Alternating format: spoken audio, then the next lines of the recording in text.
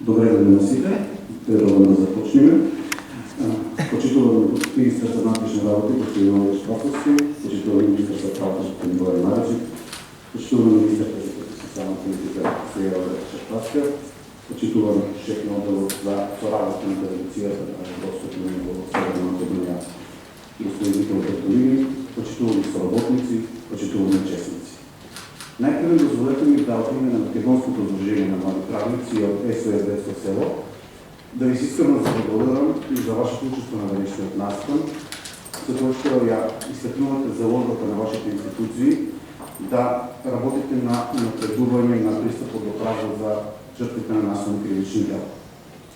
Заради общо ползвите причини, почитуване на протоколите, несено на главата на Република Северна Македония, настанът се отбира хибридно и ще се пренесува онлайн. Това да трябва користим ова прилика да се заблагодарам и на обвеното време на участниците, които ще не се гледат преко платформата Zoom и преко социалната мрежа Facebook. Моето име е Гоце Гоцев, аз съм програмски директор на Македонското сдружение на млади правници и ми представя особена чест и задоволство да я вода на днешната завършена конференция, за която ще го затворим проектът правна и психосоциална помощ на ранните жертви на наследни кривични дела, който ще го споделува Сдружението на млади правници и СОС Детско село, со финансовска поддръжка на Европската уния, обезбедена пред отделът за централно финансиране и изключване на договори по рамки на Министерството за финанси. Жертвите на кривични дела. Пред некое време најдов на податок дека секоја трета жена во светот искусила овите наследства. Според податоците на UN Women и на УНИЦЕФ, со почетокот на пандемијата предизвикана од вирусот COVID-19 се случува една пандемија во сенка, а тоа значи значителна експанзија на насилството врз жените и врз децата. Ова наследство не ги засега само овие категории, меѓутоа ги засега сите други ранени категории, како што се лицата со обреченост и како што се постарите лица. Очигледно се воочува дека конвенционалните постапки и сервиси кои што се обезбедуваат на жртвите не се доволни и не се соодветни за да може да се обезбеди ефикасен пристап до право. Во таа насока на денешната конференција ние би сакале да ги презентираме клучните резултати кои што ни постигна проектот за правна и психосоциална помощ на жртвите на кривични дела. Меѓутоа, од особено значење за нас е и да ги слушнеме плановите и напорите кои што во моментот се спроведуваат неколку паралелни процеси, кои што се во насока на обезбедување најпрви ефикасен пристап до право за жртвите на кривични дела, да се обезбедат сервиси со цел да се спречи нивната виктимизација, како и да се обезбеди и да се гарантира нивното учество во личните и во граѓанските постапки. Војно би сакал да упатам покана до сите учесници кои што не седат онлайн, дека може да постуваат прашања и војно ги известувам дека настанот обезбеден превод од англиски на македонски јазик, а исто така обезбеден и знакови толкова јазик на еден од каналите на Zoom профил. Не би должен повеќе, би сакал да отворим дискусија и најпрво би сакал да повикам министерот за вътрешни работи, господин Владимир Спасовски, во чија надлежност спаѓа полицијата, која што најчесто е орган кој што прв ги забележува јавите за наследство, врши интервенција и врши заштита на жртвите на наследство, да даде преглед на напорите и нотите на Министерството за вътрешни работи во однос на заштитата на жртвите. Добре. Благодаря. Шtovани представници на Сдружението млади правници, почитувам министър за правда, почитувам министър Шахпаска, почитувам Бертолини, шеф на делегацията, в делегацията на Европската уния, почитувам на господин Георгиев, менеджерка на проектът, господин Янчев, националният директор за правности, раздел в СОС Детско село, ценете дами и господа, участници на завършена конференция. Правната поддръжка на ранените жртви на наследни кривични дела секогаш представя прашање за сериозна дебата на институциите. Зошто да започнем излагањето со една ваква констатација? За што долго време институциите, ако го велам институциите, мислам и на полицијата, приоритетно се фокусираат на исторични на кривичните дела, додека прашањето на обезбедување на поддршка на жртвите се третира како задоволување на правдата со откривање само на сторител. Но современите трендови, па дури ако сакате и концептот на Законот за кривичната постапка во 2010 година, како и адаптираните или новите усвоени законски решенија, во центарот на вниманието ја поставува жртвата пред се ранливите категории на жртви. Тоа се децата, жените, старите лица или лица со попреченост, за кои е необходна и поголема правна процесна заштита.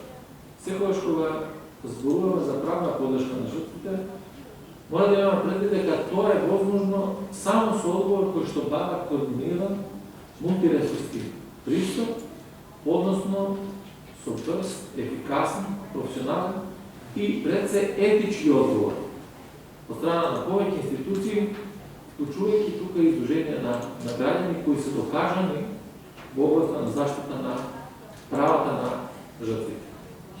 Тоа е така затоа што правната заштита на жртвата значи првично таа да добие третман на жртва, што представува таа да биде препознаена како жртва и да се признае статусот на жртва во правниот систем на државата.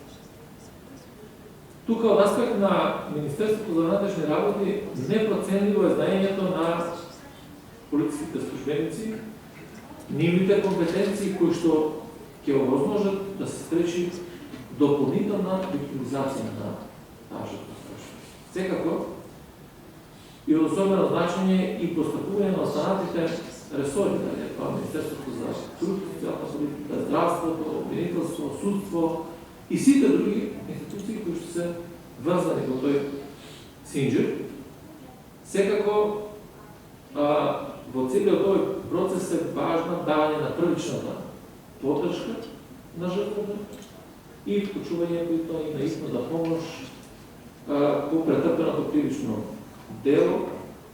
Меѓутоа, многу е важна и една работа, тоа е потреба жртвата да биде разбрана, да се покаже емпатија и да им се овозможи едноставно учество во целата таа постапка која што има. Во целата ова меѓуинституционална соработка, пристап и така натаму, од особено значење е да и се понуди на жртвата заштита од заплашување, од одмазда и од понатамошни штети од страна на обвинети или осумничени и од повреди за време на кривичните истраги или за време на судските постапки, да се возложи пристап до правдата на начин на кој што жртвите ќе бидат свесни за своите права кои што можат да ги остварат до целата тековата постапка. Во секоја ситуација треба да имаме предвид дека посебно внимание мора да се посвети на давањето на помош, која што помош треба да биде модулирана, скроена според потребите на посебните категории на криминал, дали е тоа домашно или сексуално насилство, недозволена трговија со луѓе, тероризмот или пак криминал кој што е потикнат од омест.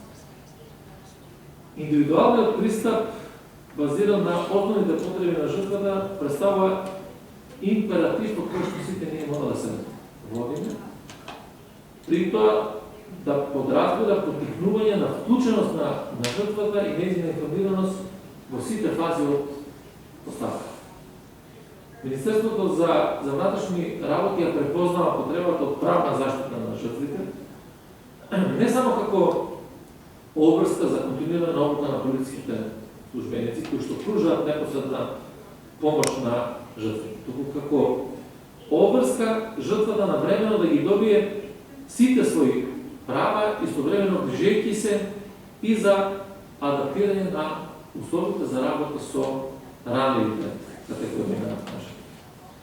Во таа смисла, во сите полициски станици на видно место истакнат постер во кој што се наведени правата на жртвите.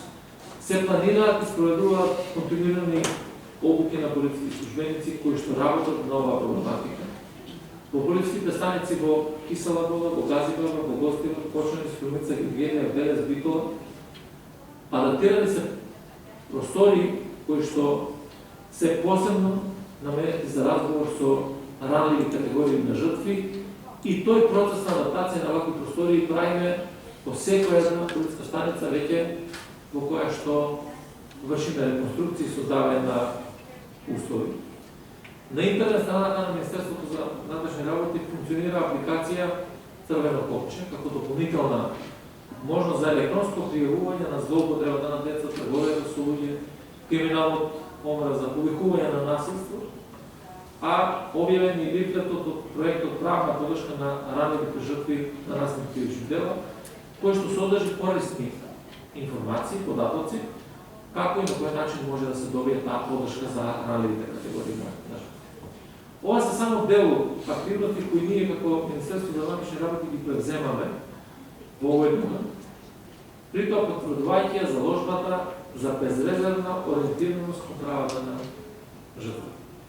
Можам со сигурност да кажам дека помина времето за поделено внимание кон жртвите.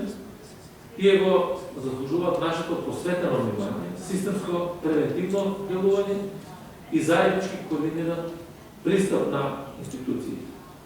Бидејќи насилниците не можат да живеат со вистината, но жртвите пак не можат да живеат без вистина. И тука е нашата посебна одговорност. Благодарам на вас кои што работите на овој проект, заради тоа што подеднакво важно е, ако сакаме да ја дознаеме вистината, да ја кренеме јавната свест. Ако ја кренеме јавната свест, тогаш ќе имаме и посилен институционален капацитет за да можеме сите ние заеднички да делуваме. Јас сум убеден дека ова е процес во кој што институциите постојано ќе мора да ги јавнат капацитет и од човечки аспект, и од професионален аспект, и од аспект на интегритетот на полициските службеници, односно службеници кои што работат во обичајно овие институции. И ако ја јавниме меѓуинституционалната соработка визави соработката со граѓанскиот сектор, ќе дојдеме до резултати. Заради тоа што сепак во овие изминати години не само јас, не институцијата која што ја предлагам, мислам дека и невладиниот сектор и граѓаните можат да ја препознат разликата која што била пред 5 години која што е денес. Дали е тоа доволно, секако дека не е доволно. И тоа постои разлика, сериозен напредок и сметам дека само заеднички ќе можеме да одговориме сериозно на овие предизвици кои што биле демотивација за создавање на нови насилства во нашето общество. Благодарам на многу министри, а воедно користим ова прилика да се заблагодариме на Министерството за можноста да ги истакнеме промотивните материјали за сервисот за жртви на кривични дела, кои што значително придонесе во зголемување информираноста на жртвите за услуги кои што ние како сервис не ги имаме. Сакам да го штрнам сега министерот за правда, господин Бојан Павлович, како лице кој што води Министерство во чија надлежност влегуваат основните закони кои се однесуваат на кривичната постапка во однос на правната помош, да ги презентира активностите и мерките кои што ги превзема Министерството во насока на одбивање на престапи. Благодарам. Почитувам господин Коцевски од Македонското здружение за млади правници, почитувам министер Спасовски, почитувам министер Кешев Паска, почитувам господин Бертолини од делегацијата на Европската Унија, почитувани представници на сите судски инстанции, Адвокатската комора, почитувам Георгиевска проектен менеджер, почитувам Јанчев од СОС Детско село, почитувани представници на граѓанските здруженија. Дозволете ми најнапред да го изразам задоволството за укажаната можност да се обратам на денешната конференција по повод и проектот правна подршка на ранливи жртви на насилни кривични дела.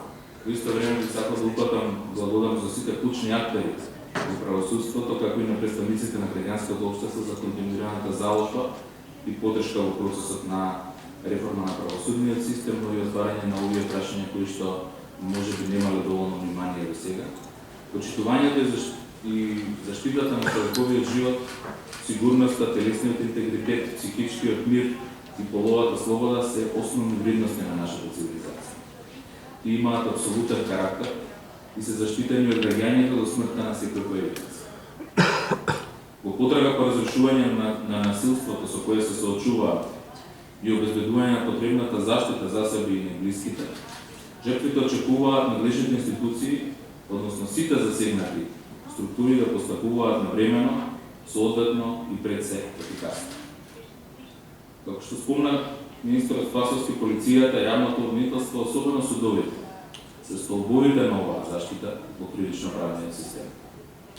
Пристапот до право, односно информираноста и можноста за правно разрешување на насилните кривични дела, преметрањето на постапката, доказите што треба да се обезбедат, видот на одлуката и особено како вид на казни им се изрекуваат на насилниците, се индикатори за општествената реакција.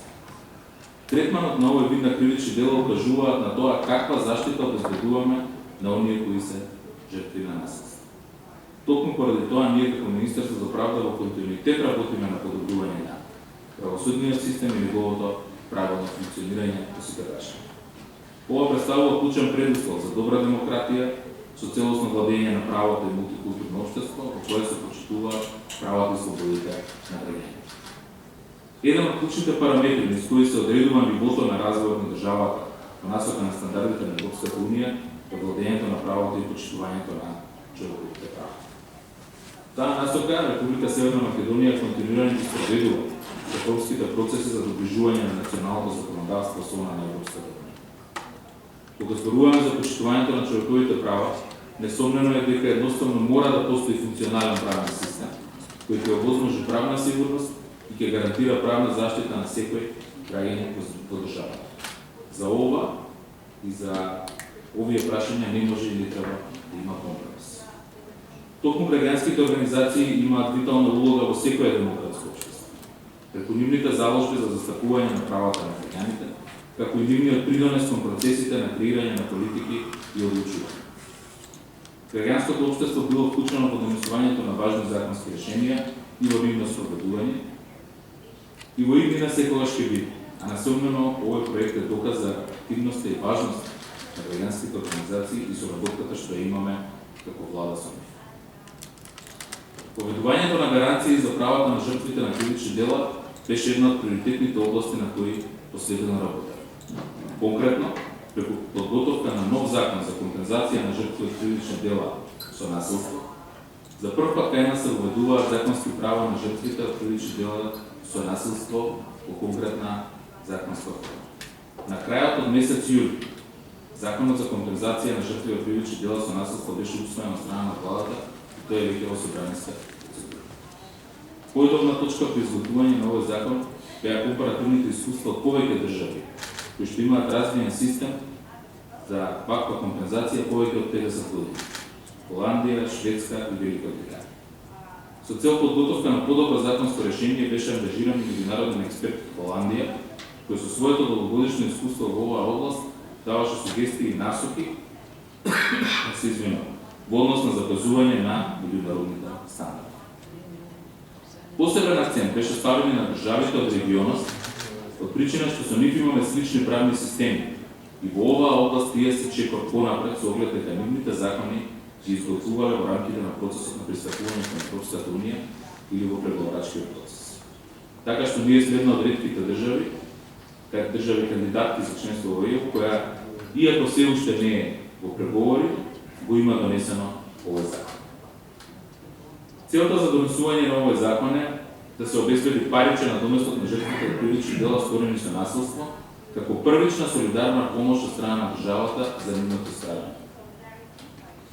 Согласно начелото на општествена солидарност, но исто така и да се спречи можна секундарна виктимизација како дополнително страдање што жртвите може да го претрпат постапките пред институциите.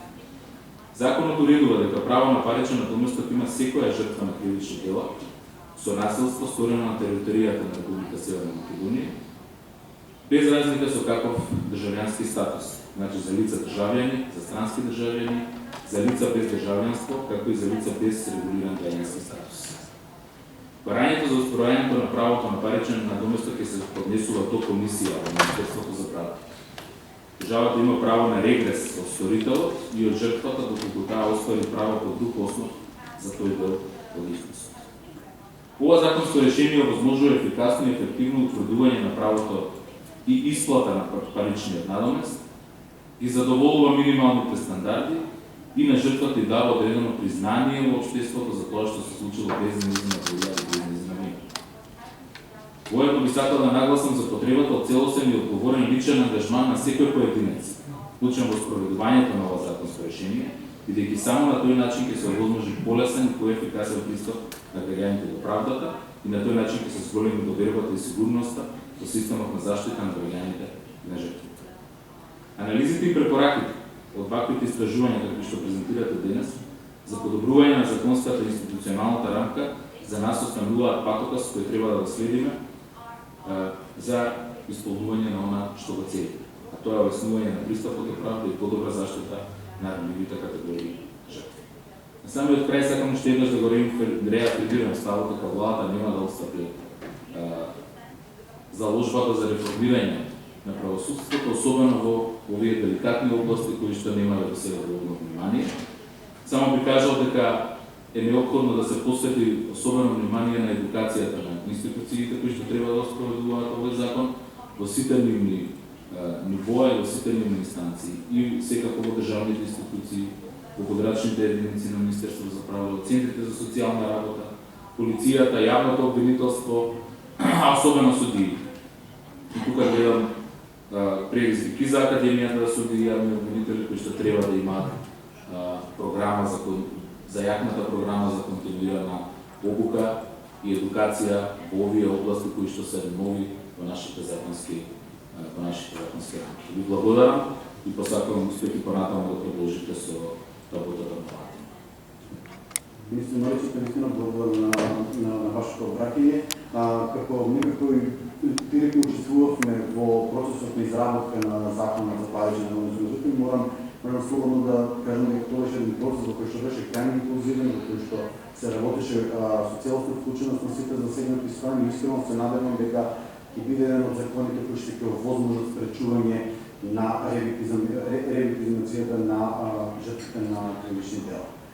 Би сакал сега да ја повикам министерката за труд и социјална политика, господја Јагода Шефпаска, која што го води Министерството во чиј ресор спага доменот на социјалната заштита и установите за социјалната заштита, кои што исто така имаат значителни надлежности во однос на пружање услуги на жртвите, кои што особено се засилија со новиот закон за социјална заштита и особено со новиот закон за спречување на насилство врз вржење.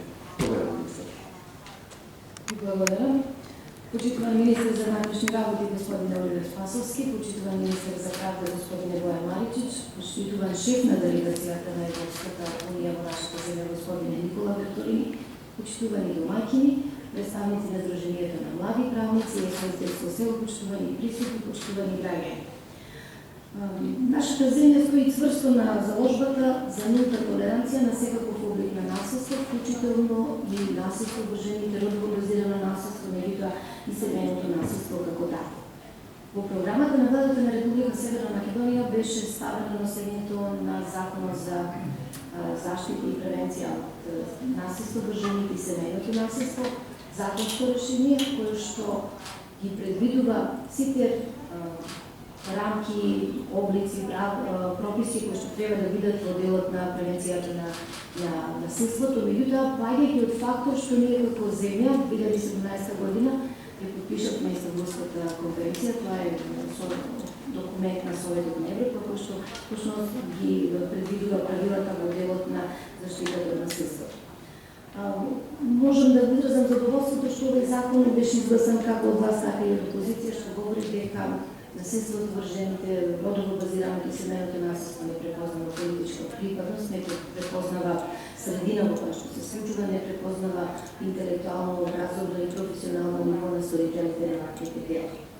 Овој закон овозможува сеопфатен, интегриран и мултидисциплинарен одговор за справувањето со насилството, и тоа поаѓајќи од меѓународните стандарди за почитување на човековите права и слободи. Законот предвидува преземање на мерки за превенција на насилството врз жените, постапување на институциите, едната меѓусебна соработка, координација, како и услугите кои што се служат на жртвите од делот на превенција, меѓутоа и од кога се случи насилството. Законот јасно ги дефинира облиците на насилство, и тука се дефинира и родово базирано насилство врз жените, кој што подразбира насилство врз жената само заради тоа што е жена. Одредбите јасно укажуваат на тоа дека насилството не смее да се смета за приватна работа и дека државата преку сеопфатни интегрирани политики ќе преземе се за да ги превенира и заштити жртвите на насилство.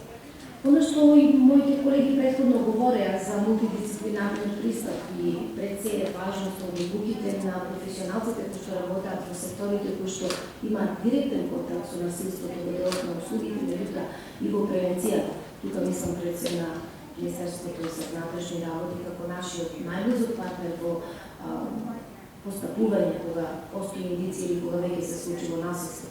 Не помалку е значена улогата на Министерството за здравство, и кој прво жртвите се обраќаат, барајќи помош.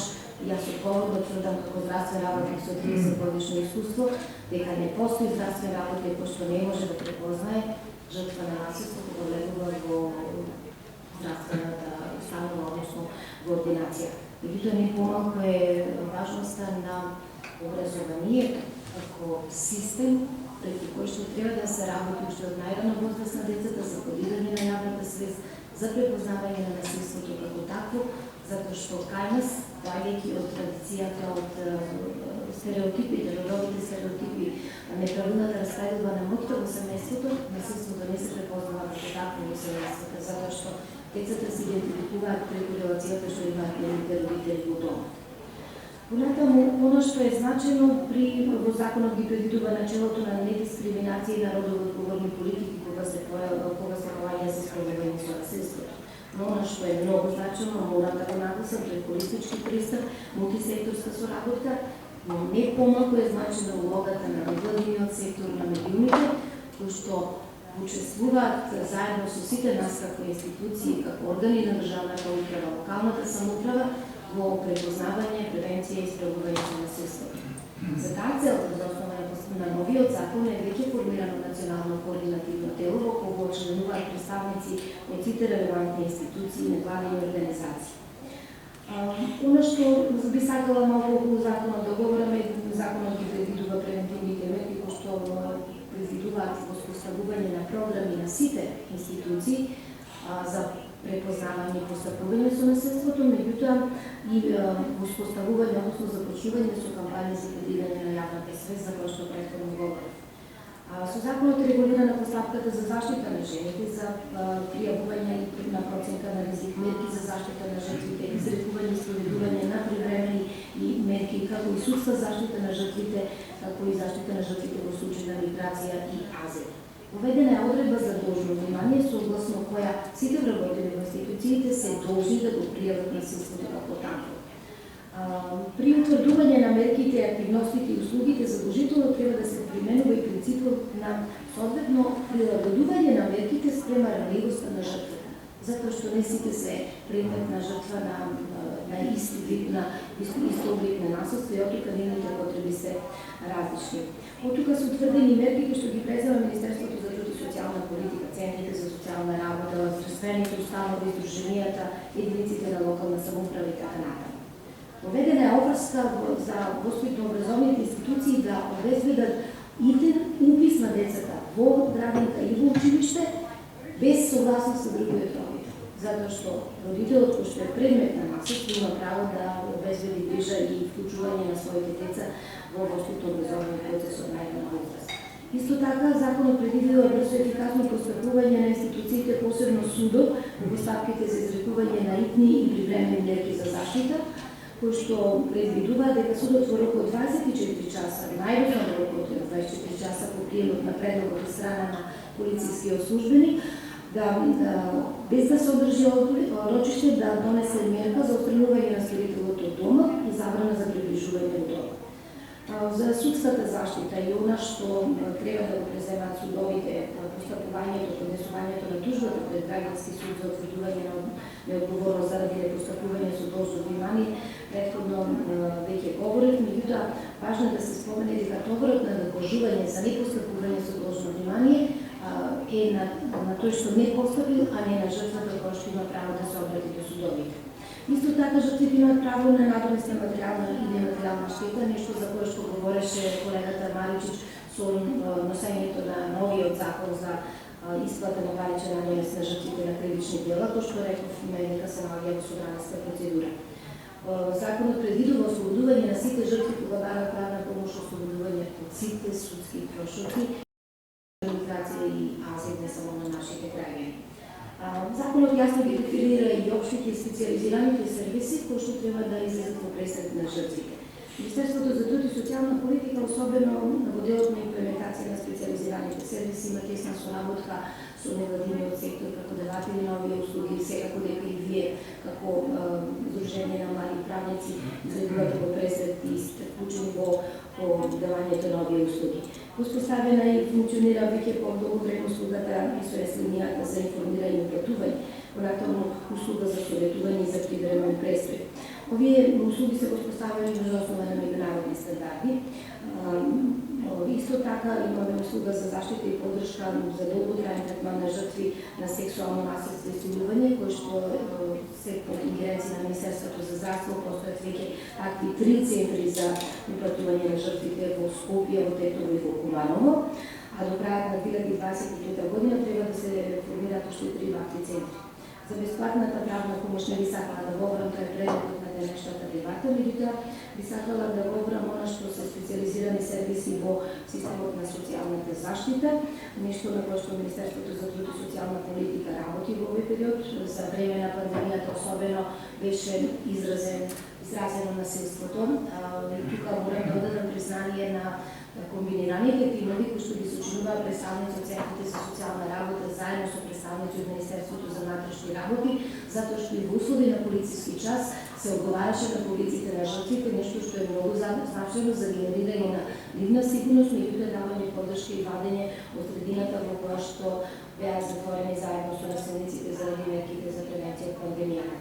Во меѓувреме за поддршка на UNDP беше поставена и мобилна апликација BeSafe, преку која жртвите добиваат насоки каде да се обратат доколку имаат потреба за заштита, а се предмет на насилство во било каков облик. Понатаму кратко би сакала да говорам за воспоставени во моментот функционира 13 специализирани сервиси за жртви на семејно насилство и родово базирано насилство во 6 атлантски региони, што значи дека не достигат уште во 2 атлантски региони. Вие знаете, Истанбулската конвенција предвидува едно легло на 10.000 граѓани, бројка која што ние сме далеко за да ја реализираме. Меѓутоа, кога се прави регионализација на социјалните услуги, она што го предвидува и нашиот закон за социјална заштита, ние би возможеле секој плански регион да ги креира сервисите согласно потребите, односно социјалната мапа на своето подручје, вклучувајќи ја мапата за насилството кој што се случува на неговата територија. Јас би сакала да споменам дека во моментот, заедно со поддршка на UNFPA, меѓутоа со представници од невладиниот сектор и институциите, се изготвени веќе 6 од правилниците кои што се предвидени со последното законско решение, остануваат уште неколку. Правилниците се испратени во Генерален секретаријат на влада и после нивното носење почнуваме со нивна примена, што предвидува обврска на сите институции кои што се споменати во законот да и ги креираат своите буџети во следната година, како да можеле да одговорат на она што представуваат нивни обврски од законот. Оваа есен со поддршка на Холандската амбасада чуваме со процес на организирана обука на сите службеници од институциите, како што спомена министерот Спасовски, а исто така дополнително со поддршка на Холандската амбасада имаме започнување на една која заради изборите беше запрена една јавна кампања за предвидење на средства за насилството, вршените, родово-базираното насилство. Како Министерство за труд и социјална политика, меѓутоа пред си како влада, продолжуваме посветено да работиме во правец на заштита на сите човекови права и слободи, превенција на насилството како такво и помагање на жртвите, но Морам да истакнам дека законот предвидува работа со судителите. Спротивно, ние би ги довеле жртвите повторно да бидат жртви баш за виктимизација, враќајќи се домот во кој што живееле со насилник. Благодарам. Министерка Мича Паска, законската рамка е значително подобрена, останува на нас на сите чинители да принесеме кон нејзино особени правилно споделување. Европската унија е клучен донатор кој што обезбеди поддршка за голем дел од иницијативите кои што беа насочени кон неки други кон унапредувањето на правата на жртвите на кривични дела. Сакам да го повикам господинот Никола Петрин, шеф на одделот за соработка во Европската делегација, да даде свое видување на поддршката која што Европската унија ја даваше. Благодарам, господин Петрин. Dear Ministers of Interior, Sosovsky, the Minister of Justice, Marichik, dear Minister of Social Inclusion, Shashpazga, dear Macedonian Young Lawyer Association, dear SOS Children's Village representatives, civil society representatives, ladies and gentlemen. What a best occasion to say goodbye to North Macedonia, then celebrating a project that involves institutions, civil society, and is addressing the most vulnerable. This is maybe, I didn't plan, but this came as a gift, and I'm very thankful for everybody that committed and worked in this very important project. The project addressed the restricted access to free of charge legal support, psychological support for victims of violent crimes, in particular children, persons with disabilities, elderly and women. The access to justice is one of the fundamental elements of rule of law in the modern justice system. Access to justice is a fundamental right. It is central to making all the other rights a reality. It protects the rights of the individual, allowing the individual access to dependent, impartial, and effective courts protecting the rule of law. Legal aid is essential to guarantee effective and equal access to justice for all, and especially for the disadvantaged people who otherwise cannot afford legal advice or court procedure. The right to legal aid is one of the fundamental human rights. This right is enshrined not only in the European Convention on Human Rights, but also in the Charter of Fundamental Rights of the European Union and in the legal systems of all EU countries. Besides legal aid, access to support service free of charge, such as psychological support, is part of the 2012 EU Victims' Rights Directive. Amendment to the law on criminal procedure to transpose the EU acquis in this field should be adopted. There is a growing body of legally binding EU legislation on the right to legal aid. Still, legal aid does not have to take a particular form. States are free to decide how to meet their legal obligations. Certainly, every system should be adjusted to the local circumstances, capacities of administration, and to the extent of poverty. There is no one-fits-all solution.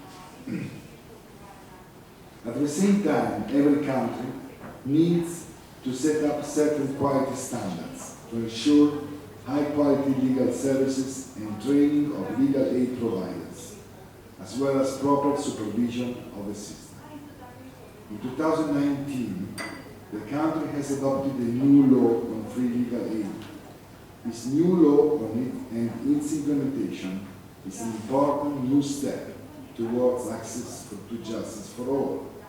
It should bring more efficient, free legal aid for the citizens of North Macedonia. The 2012 Victims' Rights Directive lays down a a set of binding rights for victims of crime and obligations for member states. The EU directive considers strengthening the rights of victims and their family members to information, support and protection. They must also receive proper protection, support and access to justice. It further strengthens the victims' procedural rights in criminal proceedings. These include the right to be recognized and treated in a respectful, sensitive, tailored, professional, and non-discriminatory manner. The directive applies to all victims of all crimes. The directive also requires that EU countries ensure appropriate training on victims' needs for those officials who are likely to come into contact with victims. The challenges ahead. The adoption of a new legal aid law was a first step. Implementation of the law needs to follow and monitoring of its implementation to measure the impact on the citizens. This campaign should bring more people to access the legal aid system. The regional centers of the Ministry of Justice, the authorized associations and legal aid clinics, and the lawyers should be ready to support the citizens. Still, challenges will remain, including the proper funding of the system. Proper funding of such fundamental issues as access to justice should nevertheless be ensured as a matter of priority. The outreach to citizens is crucial. Awareness-raising campaign needs to ensure that all citizens, even in the most remote villages of the country, is aware of the rights, know how to access the justice system, and is informed that free legal aid is available and where to ask for support. Victims of crimes, children, women, or anyone should know how that they can be supported and who to ask for support. Trust and reliability needs to be established for the most vulnerable citizens to dare accessing these services and exercising their rights. Regional centers of the Ministry of Justice, registered legal aid associations and legal clinics, as well as lawyers, have a crucial role. Police stations, Center for Social Welfare, health centers, and municipalities have also a role to play as citizens may be in contact with these institutions first. Other aspects of access to justice remain to be reformed. The new free legal aid law does not include legal aid in criminal cases. It is regulated by the law on criminal procedure, which should be reviewed to ensure that defendants are properly represented during criminal proceedings. The criteria of accessibility of legal aid in criminal proceedings, the threshold for eligibility, and the procedure of confirmation of the criteria, financial situation should be reviewed. Access to legal assistance for children in conflict or in contact with the law should also be improved. The formal system fails to provide enough information to the children and youth on the support available to realize their rights. The children defendants are faced with inadequate legal representation in front of the police, and the children victims or witnesses of violence are highly likely to be left without proper legal counsel. Social support to victims, including psychological support, should be improved.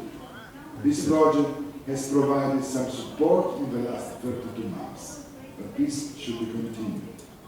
The law on compensation of victims of crime, currently in Parliament, once adopted and implemented, will also participate in improving access to justice for all victims of crime. Even in many EU member states, victims' access to justice and to compensation is still often difficult.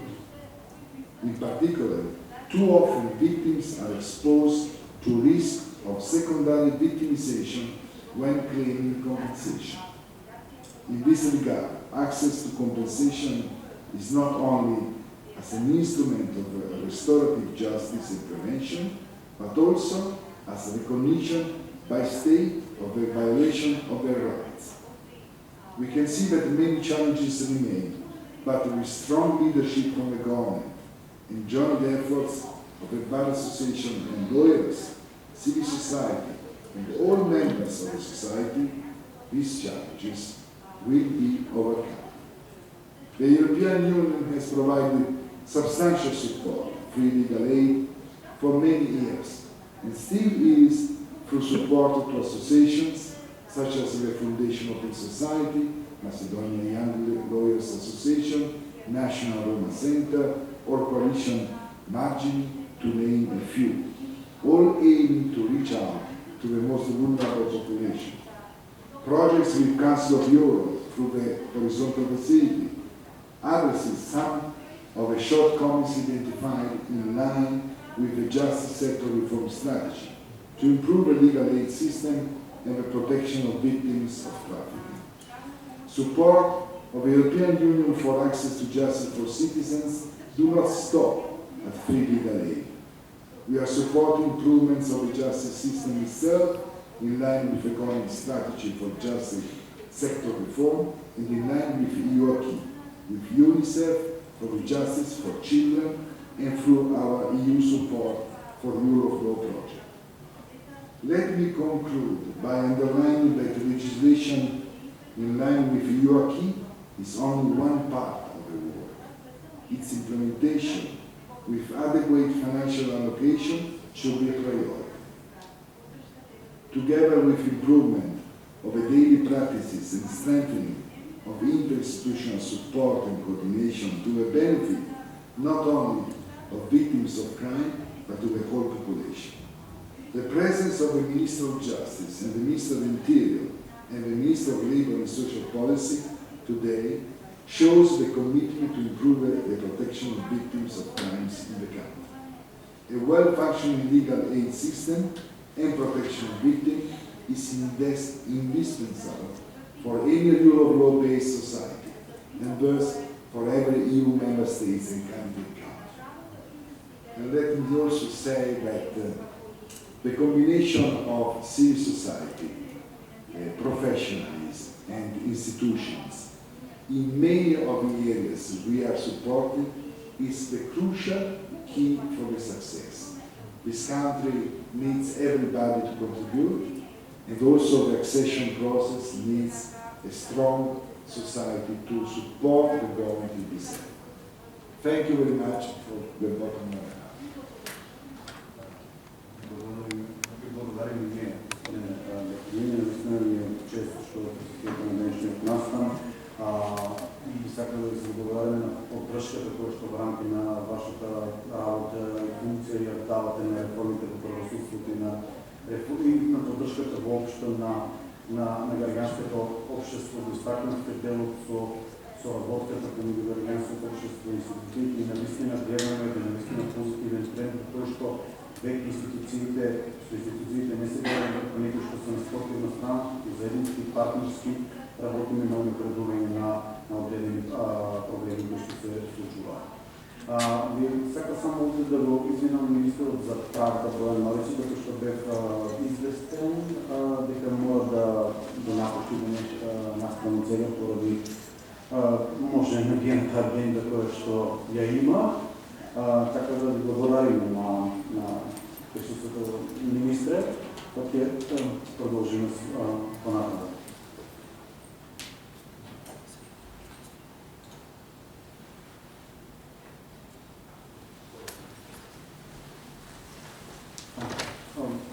Сега би сега да я повторим на реплика на Шефер, което да имаше во неколку ситуации може тешко да води на овој проект, да споставите имат правници и адвокати, кои што ќе обезбедува правна помош и заедно со цело ќе дават всеопфатна помош и заштита на жртвите. Лично бев сведок на мощни тешки ситуации, на мощни тешки случаи. Меѓутоа, од друга страна, пак, оно што се сработи во последните 30 2 месеци ни дава целостна можност и ние като Сдружение на млади правници сме одлучни да продължиме и по завършуването на проектът со функционирање на овој сервис, како со цел да продолжиме со тава услуги, меѓутоа паралелно да соработуваме со институциите на масата да обезбедиме дека овие закони што сега се донесени, те се донесат и да бидат справедливи во пракса. Поверете. Благодарам, Гоце.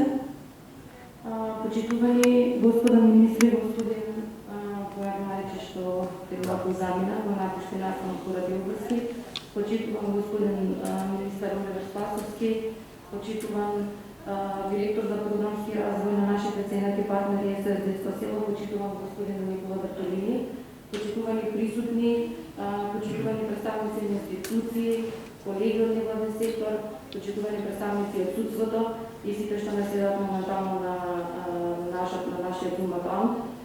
Дозволете ми најнапред да изразам една голяма благодарност што конечно говориме за ранливост на жртвите, за нивните права и како тоа сето да се подобри, затоа што токму тука е најмногу потребно. Токму јас го имам задоволството, ја имав и честа, одблизу да го координирам и одблизу да го следам спроведувањето на проектот Правна поддршка на ранливи жртви на насилни кривични дела, проект од кој што неселична поддршка добивме од Европската унија преку Министерството за финансии, секторот за централно финансирање и исклучување договори.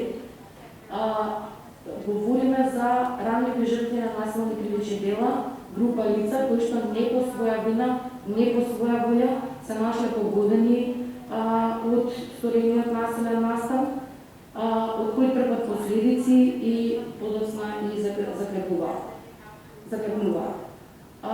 Овие група лица не само поради нивниот статус на жртви, односно на потенцијални жртви, побаруваат посебно внимание, посебен третман за нивна заштита, за спречување и за превенција, односно за понатамошно закрепнување од настанатото кривичен дело. Проектните активности ги насочивме кон оние најранливите, старите лица, жените, децата и лицата со попреченост. Токму поради нивната ранливост на овие категории лица, тие најчесто се изгубени во системот, најчесто задоцнуваат во барање помош, задоцнуваат во приближување кон некоја институција и во целиот тој процес многу често поради разни причини и ситуации се откажуваат од она што им стои на располагање. Ние ја увидовме потребата дека е потребно екипирање на тимот од професионалци кои што рамо до рамо ќе работат со останатите професионалци во системот и од тие причини направивме тим од адвокати, социјални работници, психолози и педагози кои што на терен ќе ги даваат своите услуги во форма на сервис кои што овозможува правни и психосоцијална поддршка и помош. Особено сме горди со тимот, бидејќи на еден заеднички начин успеавме на една значителна бројка лица да помогнеме да се приближат до правда. Сосем на почетокот јас би сакала голема благодарност да упатам до сите власти на локално ниво, до министрите, до нивните одделенија, центри во состав, подрачните одделенија во секој случај, останатите јавноздравствени установи, секторите за внатрешни работи и сите останати колеги од невладен сектор со чија помош на еден организиран заеднички начин успеавме да споделиме информации таму каде што ни е најпотребно за постоење на овој сервис за правна и психосоцијална поддршка. Се извинувам. Точно како плод на оваа соработка, лицата успеа на овој заеднички координиран начин да се приближат до правдата. Успеавме да им ја понудиме целосната во рамки на нашиот сервис заштита и превенција понатаму за остварување на нивните права, со тоа што не значи дека останатите сервиси кои што стојат на располагање, кои што веќе ги спомна почитуваните министри дека се од помала важност или од помало значење, токму на овој начин со координирано постапување можеме да направиме на систем кој што навистина функционира, кој што е во интерес на најранливите, особено кога само збор за оваа категорија лица. Меѓутоа, во секој случај морам да потенцирам дека со самото функционирање на нашиот сервис, со самото постапување и со давање на услугите кои што жртвите на ранливи кривични дела може да ги добијат од сервисот, увидовме и идентификувавме неколку клучни предизвици со кои што самата жртва може да се соочи во текот на незиното барање правда, во текот на незиното барање заштита. Во секој случај на жртвата е потребно да се говори на незиниот јазик, да се говори на начин на кој што тоа го разбира. Потребно е целото запознавање со незините права, бидејќи недоволната информираност, пречките во вербална јазична комуникација можат ли да предизвикаат само штета на незините права. Во секој случај, јас би сакала да потенцирам дека на жртвата, оно што ние го приметивме во рамките на функционирањето на нашиот сервис, е тоа што е потребен професионален кадар кој што квалитетно ќе биде обучен и со развиена свесност за позитивна уврска да им се даде поддршка и заштита, дури тогаш и кога жртвата не го побара тоа, односно тогаш кога можеби не е ни свесна дека постои таква можност на располагање. Самите жртви од професионалците со кои што во нивниот пат стигнуваат и се среќаваат, очекуваат дека токму тие им го покажат патот и ги усмерат таму каде што треба, дури и дека ќе најдат на Лиза и останати професионалци кои што организирано ќе ги пречекаат со доволно информации, само колку да се спречи повторно објаснување на проблемот кој што жртвата го има и повторно да го преживува истиот тој стрес и травма од настанатото наследство. Ова е тоа кое што ние го видовме дека на заеднички начин треба да се надополнуваме и со тоа би се постигнало оно што ние би го нарекле организирана помош и заштита на жртвата, спречување па дури во тешки ситуации закрепнување на жртвата и нејзино способување да продолжи понатака со достоинствениот живот. Бидејќи ова е нешто кое што навистина е вредно.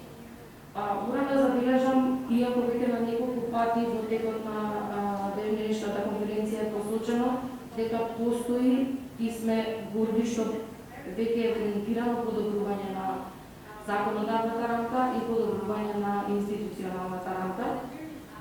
Јас сум горда и морам да спомнам дека во рамките на овој проект произлезе една анализа, изработена една анализа за усогласеност на законодавството и практиката во државата со нормите и стандардите на Европската унија кои што се предвидени во директивата, кои што ние любовно со страдено име да ја нарекуваме директивата за правата на жртвите. Анализата дава позитивна оценка, особено во поглед на тоа што оваа директива и нејзините стандарди предвидени се превземени во спомна законот и господинот министер Маричич, законот за исплата на паричен одместок на жртви на кривични дела со насилство и особено предлог закона за изменување и дополнување на законот за кривична постапка. Во самата анализа се дадени препораки како и на кој начин сите останати стандарди кои што се предвидени може и да се превземат и понатаму да се имплементираат. Наше огромно задоволство е што неуморно се работи за законот за правда за деца, некои закони исто така како своја основа ја има и директивата за правата на жртви. Во секој случај морам да напомнам дека во рамките на нашиот проект изработен документ за јавни политики, кој што освен препораките за подобрување на институционалната рамка е дадена и буџетска пресметка за буџетските импликации практично кои што би можеле да настанат од превземање на сите овие стандарди утврдени во директивата за правата на жртвите и со особено задоволство би сакала да потенцирам дека ми е драго што ќе биде една рамка, една поделка во натамошниот процес за подобрување на сите овие состојби кои што се однесуваат за жртвите, како за нивна правилност, така и за подобрување на патот до нивната правда.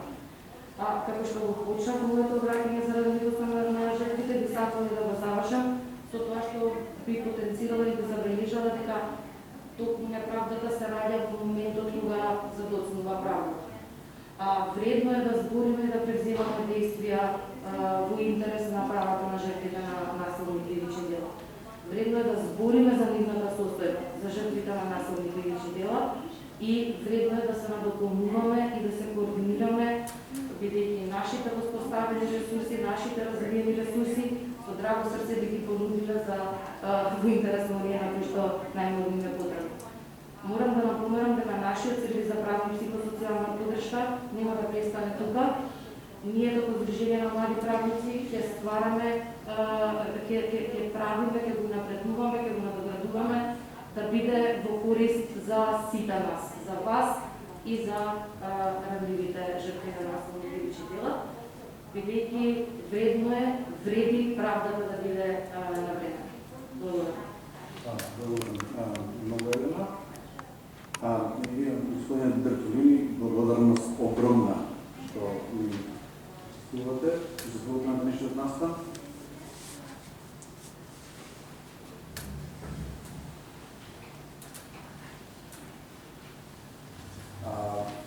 Уште го започнахме самата идеја за воспоставување на вакви сервиси, ние како организација на правници се соочивме со предизвикот дека заради комплементарност на услугата која што ги давале на лицата, неопходно да имаме психолози, социјални работници и педагози.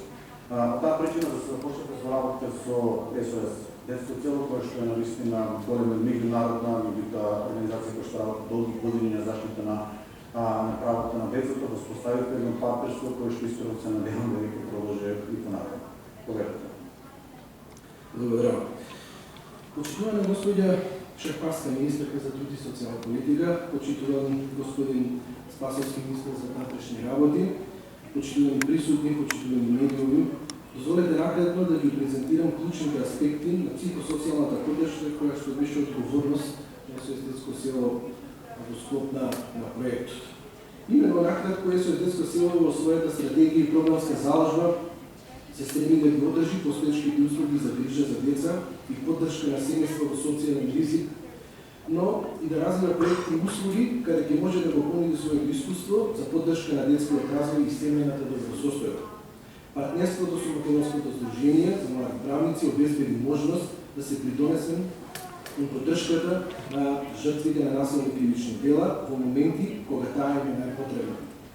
Покрај учество на СОС детско село во спроведување на сите проектни активности, посебен придонес и главна отговорност имаше во обезбедување на психосоцијалната поддршка насочена кон жртвите на насилни кривични дела.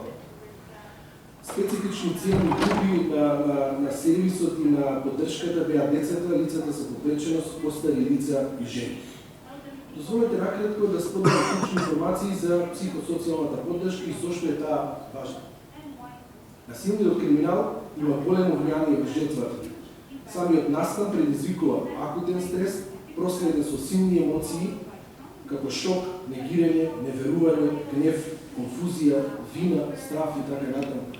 Жртвите што доживеале или доживуваат насилство, освен од правна помош, имаат потреби од психосоцијална поддршка и советување и како понатаму да го организираат и продолжат својот живот.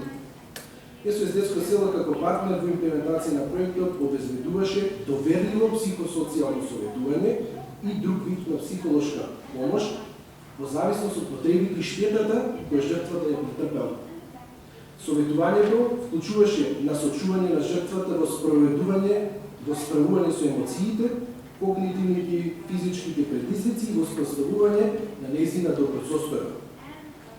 Основните цели на првата психосоцијална поддршка на жртвите на насилни кривични дела беа информирање за природата и потеклото на насилството, за човековите права, за можностите за справување и излегување од кругот на насилство и враќање на чувството на безбедност, самопочитување и зајакнување на жртвата на насилство да го истражи и да го разбере својот проблем, да направи здрави избори и да обстои на одлуката за промени.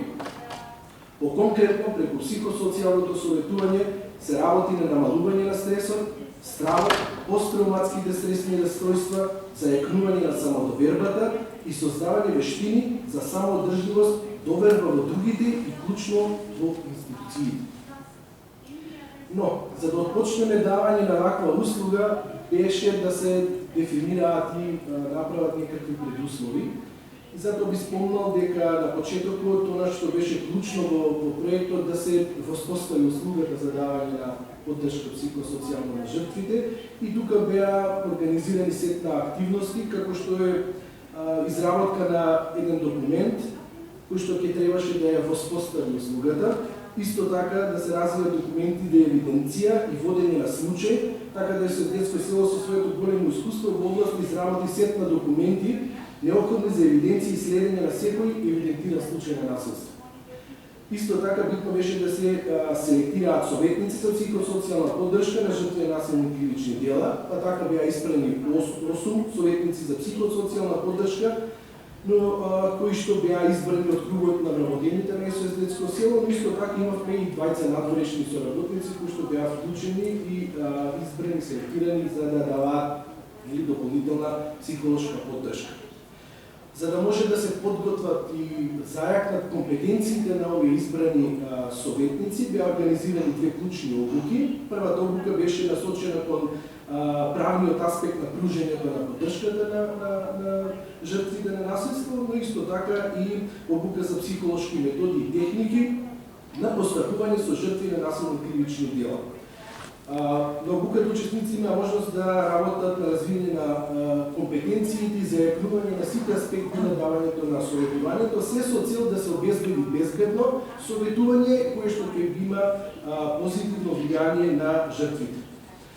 Она што е клучно да се спомне во овој процес е дека целиот процес на давање на услугата започнуваше со прифаќање или сослушување на жртвата од страна на координаторот, се со цел да се постигне почетна проценка и триажа, исто така да се запознае клиентот, да се опише услугата која што ќе биде понудена, и исто така да се упати клиентот кој има потребна поддршка кон советниците, односно се поврзуваше со конкретен советник кој смета дека најдобро ќе може да го поддржи лицето кое што е предмет на насилство.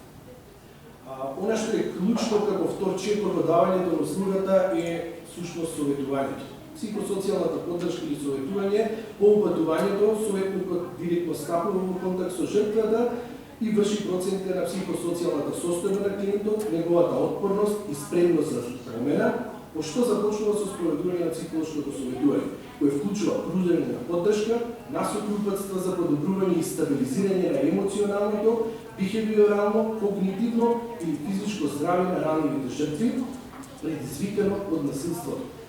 Поддршката им овозможува на жртвите да се справат со травмата и да го ублажат стресот. И спомените од настанат како да се ублажат и надминат краткорочните потенцијални ризици и штети по психофизичкото здравје. Советувањето се одвиваше во атмосфера на доверливост и советникот осигуруваше чувство на безбедност, физички и емоционална, опуштеност и поддршка и го зајакнуваше клиентот со донесување на информираните одлуки. Средбите за советување се реализираа во договор со клиентот на начин и време на советување, најчесто по телефон или компјутер, имајќи ги предвид препораките за заштита од COVID-19 во трајање од најмногу 1 час. Се реализира најмногу до 5 средби, а најчесто 4 во тек на 1 месец. Во тек на целиот процес, советникот подготвуваше и водеше досие за процесот на психолошко советување. Сакам накратко да споделам некои клучни статистички показатели и тоа дека вкупно клиенти кои што беа опфатени во текот на овој сервис беа 127, од кои што 30 малолетни, 97 возрастни, од кои што 27 беа мажи, 100 беа жени, од македонска припадност беа 97 и 30 од други етнички припадности. Што по завршување на процесот на советување? Во процесот на советување најчесто успешно се постигнуваше стабилност. Се воспоставуваше само контрола и контрола на ситуацијата и се зајакнуваше резилиентноста на клиентот. Доколку беше проценето дека е потребна поинаква поддршка, тогаш таа се нудеше преку патување на други владини и невладини организации, истата продолжуваше преку други релевантни институции. Корисниците имаа можност на крајот од советување да направат евалуација или проценка на целиот процес на советување, да направат проценка на советникот и неговите елементи и ефектите од советувањето. И сите овие изјави укажуваат на големо задоволство од благодарност. Многу кратко на крај и издвоив две клучни изјави од корисниците кои што ги земавме од овие евалуации. Имено, исказот на еден од корисниците е, значи, најтешко е психолошки да се надминат овие ситуации. Дојдов до заклучок дека морам да продолжам со мојот живот и кога некој ќе ми се закани или загрози, знам како да реагирам подобро. Исто така, по третманот се чувствувам посилно, ми се врати само довербата и желбата за промени во мојот живот.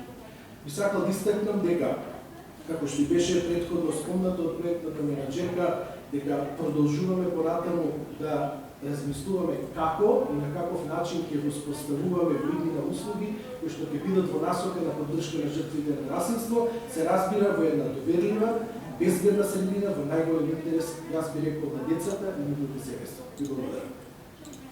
Благодарам многу, Марио. Значи, прашања на чет од моцијата, повеќе на размислување, меѓутоа прашање нема и во интерес на времето ја сакал да е затворена денешната конференција. Јас се надевам, не се надевам убеден дека имаме неговидина. Настани оно што навистина е важно и сакаме да го споделиме со сите дека сервисот како таков продолжува, но што успеваме и се трудиме да обезбедиме одржливост на самата функција и навистина сме благодарни на Министерството за поддршката која што ја даваат.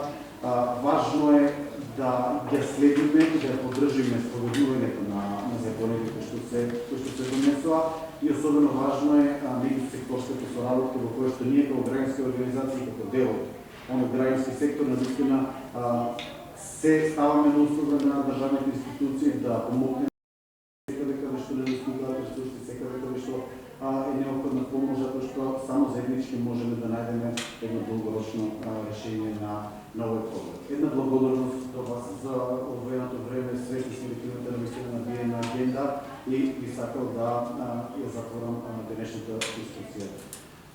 Благодарам.